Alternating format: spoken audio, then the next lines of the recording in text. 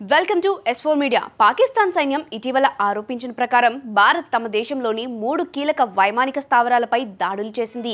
ఈ దాడుల్లో రావల్పిండిలోని Nur Khan air base, Islamabad సమీపంలోని సైనిక ప్రధాన కార్యాలయానికి సమీపంలో ఉన్న ఒక ముఖ్యమైన స్థావరం కూడా ఉంది. ఈ ఘటన భారత్ పాకిస్తాన్ మధ్య ఉద్రిక్తతలను మరింత పెంచింది. ఇది ఇప్పటికే సంక్లిష్టమైన రాజకీయ సైనిక సంబంధాలను మరింత జటిలం చేసింది.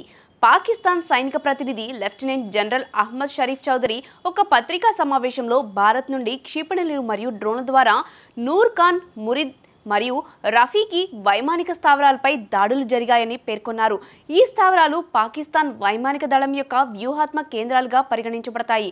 నూర్ఖాన్ ఎయిర్ బేస్ పాకిస్తాన్ సైనిక ప్రధాన కార్యాలయానికి సమీపంలో ఉండటం వల్ల దాని రక్షణ మరియు లాజిస్టిక్స్ సామర్థ్యం అత్యంత కీలకమైనదిగా, పాకిస్తాన్ దాడులను విజయవంతంగా అడ్డుకున్నట్లు, చాలా క్షిపణులను నిరోధించినట్లు పేర్కొంది. అయితే ఈ దాడులు ప్రాంతీయ ఉద్రిక్తతలను ప్రమాదకర యుద్ధం వైపు నడిపిస్తున్నాయని ఆరోపించింది. ఈ దాడులు ఏప్రిల్ 22, 2025న జమ్మూ కాశ్మీర్లోని పహల్గామ్లో జరిగిన ఉగ్రదాడికి ప్రతీకారం భారత్ చేపట్టిన ఆపరేషన్ సింధూర్లో భాగంగా జరిగాయని భావిస్తున్నారు. పహల్గామ్ దాడిలో 26 మంది పౌరులు, ప్రధానంగా హిందూ పర్యాటకులు మరణించారు.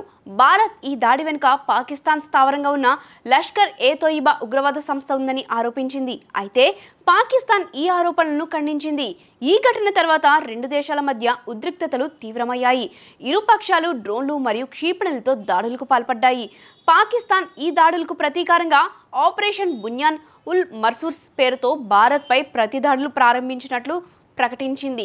ఈ ఆపరేషన్లో భారత్లోని పఠాన్కోట్ వైమానిక స్థావరం, బ్రహ్మోస్ క్షిపణి నిల్వ స్థలం మరియు ఉధంపూర్ వైమానిక స్థావరాలను లక్ష్యంగా చేసినట్లు పాకిస్తాన్ తెలిపింది. అదనంగా పాకిస్తాన్ తన గగనతలాన్ని తాత్కాలికంగా మూసివేసింది. ఇది ఈ ఘటన యొక్క తీవ్రతను సూచిస్తుంది. ఈ ఘటనపై అంతర్జాతీయ సమాజం తీవ్ర ఆందోళన వ్యక్తం చేసింది. G7 దేశాలు, యూరోపియన్ యూనియన్, అమెరికా వంటి దేశాలు రెండు దేశాలను గరిష్ట సంయమనం పాటించాలని, తక్షణ డీఎస్కలేషన్ కోసం చర్చలు జరపాలని కోరాయి. అమెరికా రాష్ట్ర కార్యదర్శి మార్కో రూబియో పాకిస్తాన్ సైనిక అధిపతి జనరల్ ఆసిమ్ మునీర్తో చర్చలు జరిపి ఉద్రిక్తతలను తగ్గించేందుకు మధ్యవర్తిత్వం వహించేందుకు సిద్ధంగా ఉన్నట్లు తెలిపారు.